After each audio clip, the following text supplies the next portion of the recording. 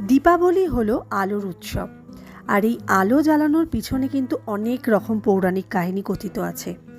তার মধ্যে গুরুত্বপূর্ণ পৌরাণিক ঘটনা হলো শ্রীরামচন্দ্র যখন 14 বছর বনবাসে কাটানোর পর যেদিন তার অযোধ্যায় ফিরেছিলেন, সেদিন তাদের পরমপ্রিয় রাজাকে ফিরে পেয়ে অযোধ্যাবাসীরা ঘিয়ের প্রদীপ জেলে সাজিয়ে তুলেছিলেন তাদের রাজধানীকে। বৈচিত্র্যের মধ্যে ঐক্যের সত্য প্রমাণে দীপাবলি ভারত জুড়ে বিভিন্নভাবে উদযাপন করা হয়। এই প্রদীপ প্রজ্বলন অন্ধকারের ওপর আলোর, মন্দের উপর ভালো এবং অজ্ঞানতার উপর জ্ঞানের প্রতীক হিসেবে ধরা হয়ে থাকে। প্রত্যেক বছর কার্তিক মাসের অমাবস্যায় উদযাপিত হয় এই দীপাবলি। তখন থেকেই প্রতি বছর দীপাবলি পালন করা হয়ে আসছে বিভিন্ন প্রান্তে। সেই রীতি অনুযায়ী আমরাও প্রতি বছর নিজেদের বাড়িকে সুন্দর করে আলো দিয়ে সাজাই, ঘিয়ের প্রদীপ জ্বালাই, রঙ্গোলি বানাই, আতশবাজির রোশনাইয়ে রাঙিয়ে তুলি চারিদিক। সুতরাং আমিও এই দিনটিতে আমার বাড়িকেও সুন্দরভাবে আলো দিয়ে সাজিয়ে তুলি, রঙ্গোলি বানাই। আর এবারে রঙ্গোলি বানাতে আমার ছেলেও আমাকে খুব সাহায্য করেছে। ও যতটা পারে ততটাই করবার চেষ্টা করেছে।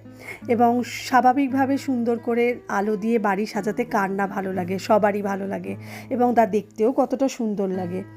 আমরা এই সময় আত্মীয় পরিজনদের বাড়ি যাই, বড়দেরকে প্রণাম, ছোটদের ভালোবাসা, উপহার বিনিময়, মিষ্টি মুখ এবং সমবয়সীদের সঙ্গে সৌহার্দ্যপূর্ণ সম্পর্ক বিনিময়ের মাধ্যমে সুসম্পর্ক স্থাপন করে থাকি।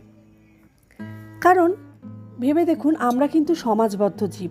সমাজে থাকতে গেলে অনেক সময় আমরা বিভিন্ন পরিস্থিতিতে বিভিন্ন সময় অনেক কাছের মানুষের সাথেও মনোমালিন্য করে ফেলি। কিন্তু এই দীপাবলির কয়েকটা দিনে আমরা সেই সমস্ত কিছু ভুলে গিয়ে প্রত্যেকের সাথে আবার সুসম্পর্ক গড়ে তুলি। আর এই জিনিসটা সত্যিই খুব দরকার। কারণ সারা জীবন কি রাগ দুঃখ নিয়ে বাঁচা যায়? কখনোই নয়। তাই এই একটা সময়ের পর সব কিছুর কিন্তু নিষ্পত্তি হওয়ার খুব প্রয়োজন। আর এই ধরনের অনুষ্ঠানগুলো আমাদেরকে সুযোগ করে দেয় সম্পর্কের পুনরুস্থাপন করতে। তাই আমরাও এই দিনগুলিকে খুব সুন্দরভাবে কাটিয়ে থাকি আত্মীয় পরিস্বজনদের সাথে। আমরাও এই দিনগুলি খুব সুন্দরভাবে কাটিয়ে দিই আত্মীয় পরিজনদের সাথে, তাদের সঙ্গে ভালোবাসা বিনিময় করে থাকি।